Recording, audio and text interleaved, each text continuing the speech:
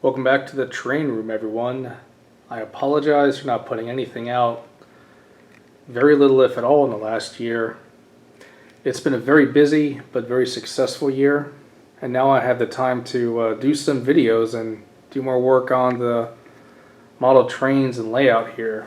Of course, it's just temporary Bachmann track, but this is what I have right now. And if anything, take care of anything I have now, and it'll be good for as long as I'm going to be living here. So the layout is very temporary. It's not going to be forever, of course. And that is going to be a big thing this upcoming year, deciding where I'm going to go next and what the layout could look like based off of that. But in the meantime, the Bachmann Nickel Silver Easy Track, it gets the job done. I now clean it about once a month, the entire layout. I've actually learned from BA Rail Systems that I use an old sock, and it does the job. So I just cleaned it about a week ago. I haven't actually run much on it because I actually like keeping it clean. But I've also been cleaning some rolling stock and especially a lot of these locomotives. So we got the CN8010, the 2604, the 9372, and the 4770. These four locomotives are MTH ones. I actually took them apart about a week and a half ago. They're no longer a great mystery on how to work on them. There isn't too much videos out there on them, but after seeing one, I got the idea of how to do them. And now they're in like new condition. They run great, they look great, and I'm really happy about that.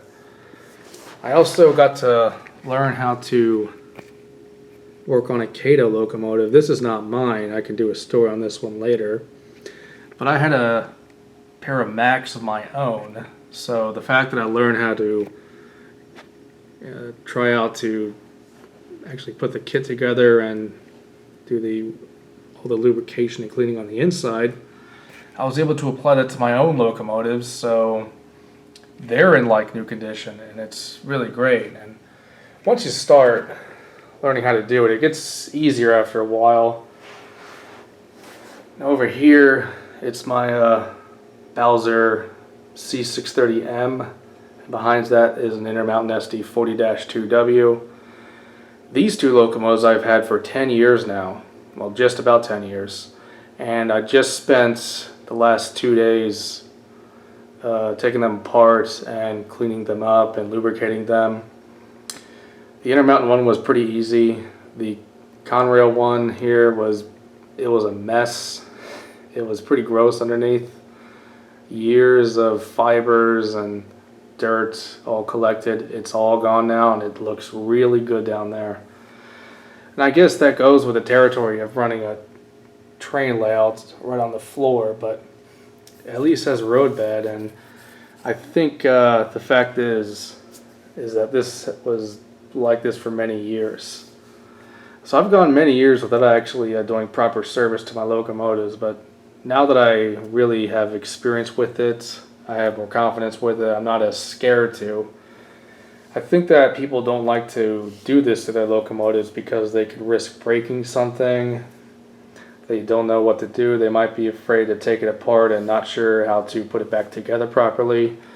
But it takes a little bit of getting used to, and pretty soon it becomes pretty standard, and it also can save you money if you usually outsource your repairs to someone else.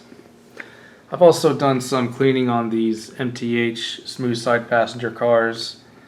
These things are amazing, and I know that they are very rare.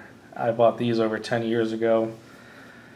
Now they don't have any flickering lights anymore. These are LED cars with they have a circuitry on board to prevent them from going out of power, but if you have dirty wheels, it still can kind of give you that issue. But these are perfect right now. Really happy about that. Now there's a couple of locomotives. I know that it's kind of scrambled in the way here, but I'm kind of going along as is. So right here is the 2604. I'm sorry, 2461. And over here is the LMS 713. These are both Atlas-8s. I recently got these, and I like to do not so much a review, partially a comparison of these two, because I bought both of these brand new, but they're very different from each other. It's not just the paint scheme, it's kind of the internals as well. So I've done a lot of work on all these other 6-axle locomotives, and now this evening when I get the chance, I'm going to be working on this little Jeep here. This is a Walters train line. I believe that it was labeled as like a GP9M, but I think the real 1522 is like a Jeep 10RM or something. I gotta look it up again. Ironically, I chose this as the last diesel locomotive to work on, even though it's the smallest one, simplest, and it has the lightest amount of detail. This looks like something I'd start off with, but I think of all the diesels here that I've taken apart and rebuilt, it started with the 80 Mac, and then it grew towards the MTH locomotives, and then it eventually went over to my older power. So that's pretty much it for now. I apologize for not putting stuff out lately, but really, it's nice to have not only some time here, but really take pride in my fleet by keeping things really well up to date with proper servicing, as well as the railroad getting some really good service as well. The whole layout, the rail is just shiny. Let's see if I can get that. It looks really good, and it just makes things a lot better. Cleaning also all the freight cars, that was quite a chore too. All this takes a long time, but the reward is you get a smoother running railroad. So that's about all I have right now. Next thing I have to put out is probably talking about the Dash 8s. Until then, I'll see you guys next time. Thank you very much for watching.